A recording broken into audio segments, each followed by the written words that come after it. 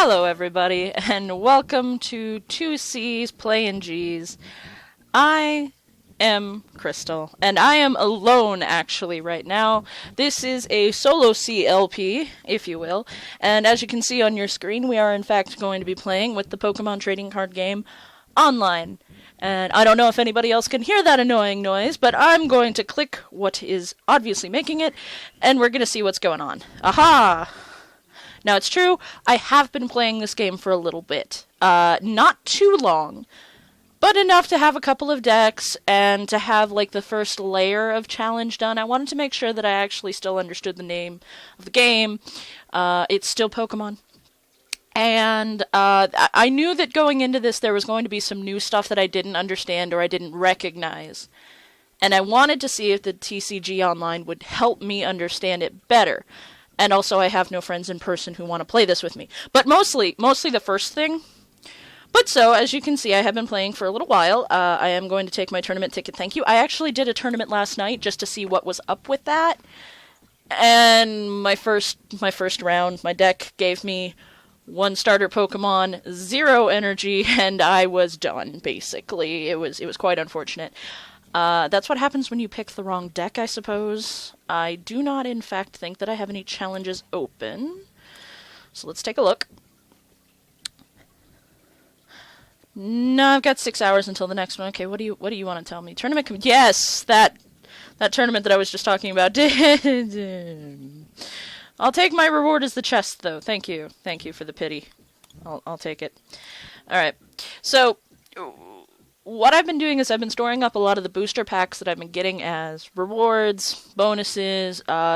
One of them, I think maybe 2 of them, were prizes, simply because there was unscheduled downtime and they felt bad, and because these are cheap and free for them to put out as apology tokens, and people will take them. So, we will be unpacking several things today, starting with this lovely chest that I got as a pity prize. This may not be the worst thing as a pity prize I've gotten, though, so hey, I'm going to take it, and I'm going to be quite content with it. I'm hoping that this is going to be the first in a series of videos of me playing the Pokemon trading card game online. I do, in fact, enjoy it. It's rather addicting, and this is taking so long. Apparently, they packed it full of half nothing and half holy crap. It's like a bag of chips. Or my iPad is frozen. Or my iPad is frozen. iPad, no. Oh. The music doing what it did there just did not help me any. Fine. I might have to stop the recording for one moment, and I'll be right back. Alright, guys, and we are back. Unfortunately, I genuinely do not know what the hell was in that box. Either it gave it to me and it's fallen into the pile of things that I own and I can't tell. Or it's just completely disappeared. I doubt it's that. But as you can see, we do have several packs to choose from. For starters, I have 3 of the Ancient Origins and the Breakthrough, so let's start with an Ancient Origins and hope this goes better than the box did, because that drove me crazy. You have no idea. And I've been saving these packs, and I'd really like it if this actually went through and did the thing. Come on. Please do the thing. Oh, this does not bode well. Oh my god. So, this is about the same time that I'm going to face up and admit that my internet hates me sometimes. And the other thing is that, unfortunately, I do record, or I have to record, these at least, in a room that is far away from the router itself. So, while some progress is being made, it's going to be a little slow. It usually doesn't affect... Hey, thank you. It doesn't usually affect the progress of matches or things like that, but for things like that, when it's trying to download things onto my iPad and tell me what they look like, it becomes a little troublesome. Oh, the faux ripping action is real. Alright, so, pack openings. Ooh, Relicanth. Boop. I already had an Entei.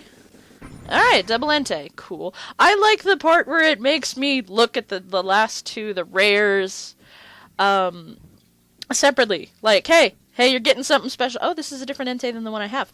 Okay, that's why it said new. Duh. It's like, hey, look at the special things. Alright, so as you can see, we did in fact get several things. We got the Relicanth, the Cottony, the Baltoy, the Magikarp, the Goomy, the Ariados, Ampharos Spirit Link. Your turn does not end if the Pokemon this card is attached to becomes Mega Ampharos EX. That's a really specific card that I'm pretty sure is not going to apply to me anytime soon, if ever. So, that was our first pack opening. Let's open another and see what happens. Hey, it's going a lot faster this time. I've said something now and upset it. But after we get the pack openings, I mean, I'm hoping that there'll always be some little fun prize or something to look at. But I'm aiming for this to be more about the matches than opening packs and things like that. I just thought this would be a fun sort of introduction to everything. I got a Rotom, and I'm immediately happy with my Game Boy Luke fangirlness. Alright, I'm looking. Thank you for the drum roll, and... Alright! Okay, so... we got a Golurk.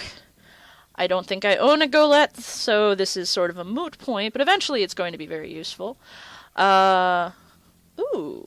Okay, it gets to be a Psychic and Fighting type. You know, if I toss that into my Pangoro deck, maybe it'll work out a little bit better. And Metagross. Okay. My experience... okay, let's drop this through. My experience with Meowth, Larvesta, Combee, Beldum, Vaporeon, Lucky Helmet, Rotom, yay! If I could, I would name it Luke. Golurk and Metagross, of course. My experience with the Pokemon trading cards game is something along the lines of I played it when I was very young, when it first came out, and I knew the basics. And that's sort of as far as I ever went with it, and now I've picked it back up. The game has gotten a little bit more complex, but nothing that sort of deterred me from playing it any further. A lack of money, actually, deterred me a lot more than my lack of knowledge. Claydol. And a Vileplume. Yay, Vileplume! But I do have a working knowledge of at least most of the core fundamentals, if it were. And no, I'm not going to say that I'm the best player in the world, because I'm not. I'm not even close. I'm in my in-between times before I got back into this, it was Pokemon, and then it was Yu-Gi-Oh!, but I was only really ever a fan of Yu-Gi-Oh! In the sense that I collected cards, the artwork was gorgeous, and, you know, it was a social sort of thing for me. I never really played all that well, and it just didn't interest me in a playing sort of sense, but again, I liked the artwork, so I collected a lot of the cards. With Yu-Gi-Oh! Out of the way, because it did sort of fall out of favor with the group that I was hanging out with in high school. Well, middle school and then high school. I love the artwork that Pokemon does, where it's sort of like this realistic picture, and then it looks like it's made out of clay kind of thing. Yay, more Eevees!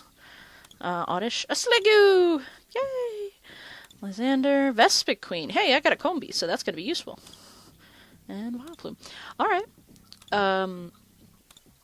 But after Yu-Gi-Oh! I fell into the world of Magic the Gathering, and I was quite content with Magic the Gathering for the longest time. I had people to play with. I had, a lot of decks that I built myself, and I enjoyed the heck out of it. I still enjoy the heck out of it, but unfortunately I've run out of people to play with again. A lot of my friends have moved away, or they've stopped playing, one of the two. And I was never really into doing the competitive decks anyway. I like winning on my own terms, and I like winning in some of the stupidest ways possible, if possible. And so, that doesn't always lend you kindly to the people who are extreme about it, like the ones who hang out in my college cafeteria and scare me. I know they also play this game, but I'm not going to be approaching them anytime soon either. Even though I have, like, that sort of fringe connection where I know people who are in the circle, so I could walk over to the circle if I wanted to. I wouldn't necessarily be welcome, mind you, but I could walk over to it. Alright. And so, if you don't want to hear me gab for a little bit, Swallow, and, ooh, a Rhyperior. I have a shiny one of those in the actual game, in my X version. And he's battle ready, too. So, with this pack, we picked up a Chespin, a Sandile, a Pansage, a Bunnelby, a different Bunnelby than I have already, a Honedge, a Volbeat, a Ledian, Super Potion, Swallow, and a Rhyperior. All super cool. And we still have plenty of packs to go through. The Kangaskhan pack is only a 5-card pack, but that's fine. And maybe I'm boring you guys with a little bit of the information, but I like to fill people in on where I'm coming from so that later, when I screw up horribly, y'all can be like, well, yeah, she has no idea what she's doing because she's not good. I don't know. But so I'll stop gabbing about that sort of thing, and instead, let's take a look. In this 5-card pack, we got a little Fortress. Okay. So it is Litleo, Buizel, Roselia, Luxio, and Fortress with Thorn Tempest. When you play this Pokemon from your hand to evolve one of your Pokemon, you may put 1 damage counter on each of your opponent's Pokemon. That's kind of cool. Alrighty. I like anything that's going to give me a little bit of wide-scale damage. I like to make it rain onto the opponent.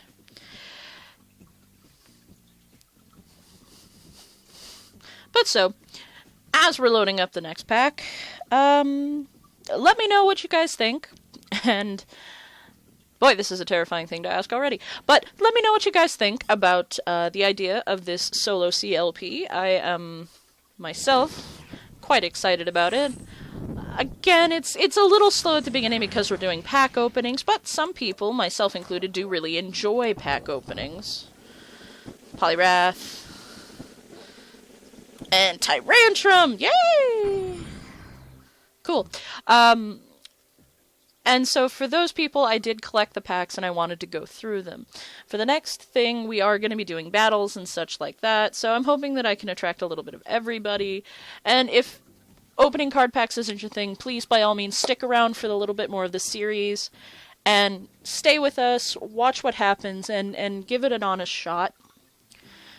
I say us because I'm used to it. And it's just me. But I welcome you anyway. I welcome all of you. This is a Torchic, a Noibat, a Scraggy, Squirtopy, Clefairy, Hitmontop. I love that picture of Hitmontop because that Electabuzz is like, what the fuck is happening? Like, nah, bruh, nah. And then, of course, a Watchog, who is that pose. I can't. Is he about to do the Bend and Snap? I'm fairly certain he's about. No Bend and Snap, Watchog. No Bend and Snap. No. Ooh, and a Hitmonlee versus a Machoke. That's a fun one. Poliwrath, and Tyrantrum, who's just like, hey guys, I'm here. What's up? I'ma eat you. Oh, I like Tyrantrum. I run one in my, competitive X team, and of course I run him Strong Jaws with, I think it's three of the bite moves, and then on top of that I did Head Crash. Is that it? Something like that. It may not actually be a UU competitive moveset or anything like that. I'm not trying to say that it is. It's just the one that I actually compete with. I take him to go and battle other people with. I did in fact just finish up the festive feud that they were doing off of the Pokemon GL, and didn't get a chance to do a lot of battling like I wanted to. I was busy with other things. I had a convention to go to at the time. But it was a lot of fun nonetheless, and I got to use some Pokemon that I didn't actually expect to be using. Because the requirements of the requirements in the match was that you could only bring in Pokemon who were red, white, or green, as stated by the Pokemon people themselves. So some of their choices for some of their color choices were very interesting. I'll have to find that list again and read it to you, because some of them like make perfect sense and some of them sort of make you scratch your head. Pangoro. Pangoro was considered a white Pokemon. In fact, he is, like, he does have white on him, but, oh, a Staraptor. It's another part of my, one of my teams. I have a shiny Staraptor named Archimus that, he hangs out with, like, my side team that I don't always bring, but I could. But so we have a Vanillite, which is exactly how white I am. A Magnemite, a Remoraid, a Bronzor, a Doduo, Judge, he means business, Pinsir, a Stunfisk, an Ursaring, and a Staraptor. I like that picture of Staraptor. It's fun because you kind of, you get to see the emo hair, like, doing its thing, the emo bang. Alright, we're going to open the next pack. This one and then one more to go.